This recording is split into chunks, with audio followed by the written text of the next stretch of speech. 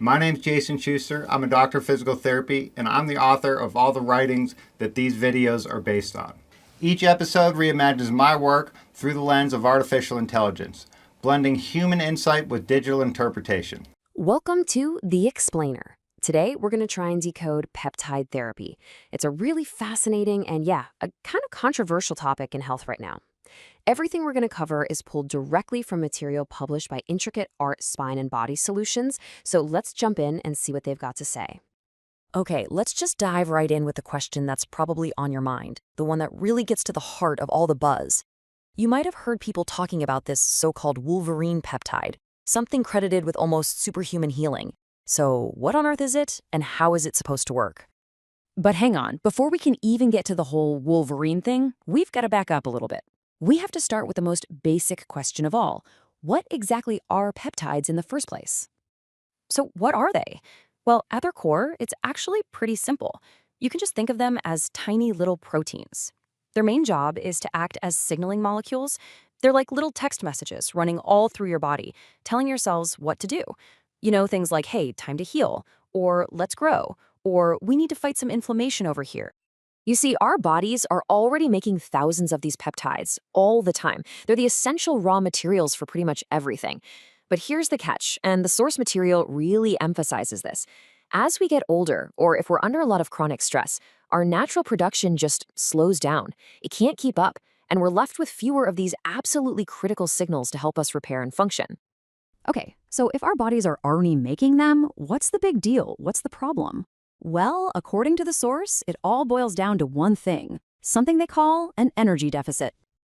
Think about it like this. Your body's a factory, right? Now imagine there's a huge industrial accident. That's your injury. The factory not only has to deal with the damage, but it also has to manufacture all the raw materials needed for the repairs from scratch. The source explains this creates a vicious cycle where the huge demand for repairs completely drains our cells of their energy, their ATP, which makes it even harder to produce the very peptides needed to fix the problem. And this just illustrates that idea perfectly.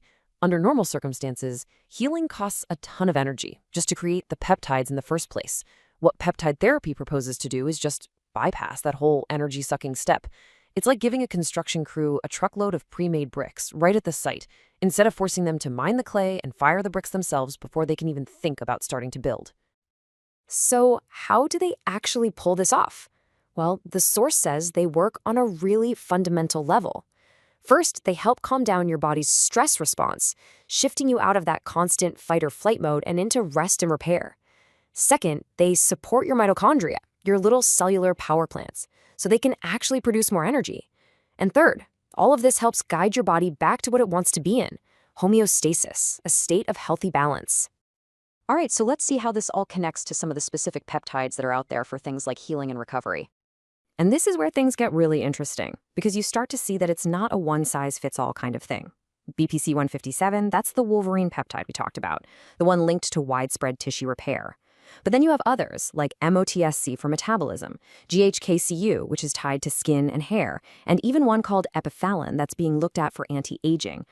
And to kind of bring this out of the lab and into the real world, the source points to some super high-profile examples. The incredibly fast return of NFL quarterback Aaron Rodgers from an Achilles tear, an injury that usually ends a season, is cited as a prime example where BPC 157 was reportedly used to speed up healing. Okay, so you're probably thinking, this sounds powerful, but is it safe? And that's a totally fair question. The source material tackles this by highlighting animal studies on BPC 157. And what they found was that the lethal dose was a mind-blowing 27,000 times higher than what a person would typically use as a therapeutic dose. All right, so if we've got something that's reportedly this powerful, with that kind of a reported safety profile, it really leads to a huge, kind of obvious question. So if these things are as effective as suggested, why haven't I heard about them from my doctor, right? Why isn't this all over the place? Why isn't it a standard treatment? And this is where the source makes a pretty bold claim. They argue that the answer isn't really about medicine.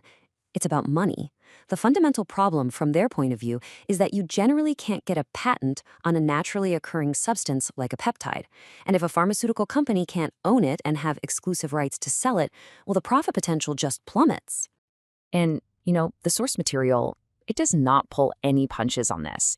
It really frames this whole situation as a direct threat to the business model of Big Pharma, which, as we know, is built on developing and patenting new profitable drugs. So you can see the chain reaction they're describing, right? If you can't patent it, there's no big money in it.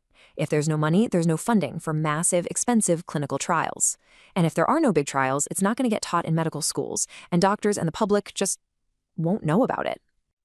And that's really what this all boils down to. The material we've looked at today leaves us right here with this one massive question. Are peptides some kind of revolutionary key to healing that's being deliberately ignored because of how our system is set up for profit?